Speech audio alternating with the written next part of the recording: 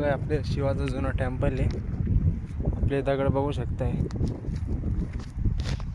ही बघा जुनी पेंट होती ती पण तुटलेली आहे. बघू शकताय.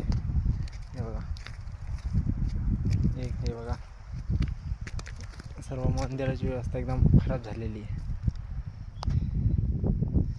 हे बघा निशाणा बघा. तुम्हाला अजून दाखवतो मी. पूर्ण व्यवस्था दगडीचा सर्व तुटून गेले.